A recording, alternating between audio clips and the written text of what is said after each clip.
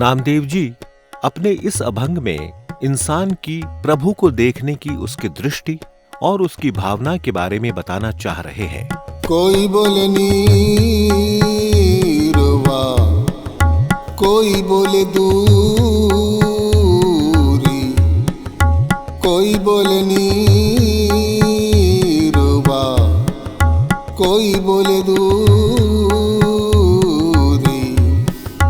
जल की मछली चराए खजूरी, जल की मछली चराए खजूरी।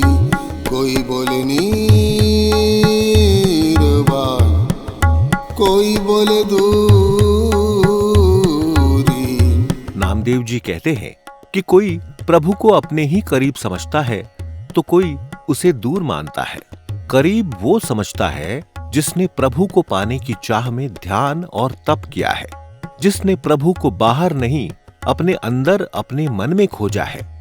और प्रभु को अपने से दूर वो समझता है जिसने प्रभु को जानने की कभी कोशिश ही नहीं की, और अगर की भी है तो बाहर दुनियावी वस्तुओं में, मंदिरों और मस्जिदों में उसने प्रभु को तलाशा है।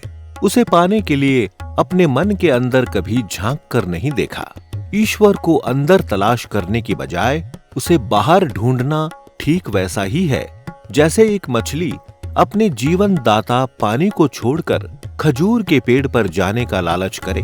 कायरे बकवादू लाइयो, जिन हरि पाइयो तिन ही छपाइयो। पंडित होई के बेदू बखाने, मूरखू नाम देव राम ही जाने। कोई बोले नीरवा, कोई बोले दूरी। ईश्वर बाहर है या अंदर, इस व्यर्थ की चर्चा में न पड़कर हमें उसका ध्यान करना चाहिए, वो भी चुपचाप बिना किसी को बताए। क्योंकि जो जीव परमात्मा को पा लेता है, उसे जान लेता है, वो इस बात का ढिंढोरा नहीं पीटता, उसे प्रकट नहीं करता, उसे अपने अंतर मन में छुपा कर रखता है। नामदेव जी कहते हैं, विद्वान लोग वेद शास्त्रों के ज्ञाता होकर केवल मंत्रों का पाठ करते हैं, ईश्वर को पहचानने की कोशिश नहीं करते। लेकिन मैं मूर्ख हमेशा उनका स्मरण करता हूं।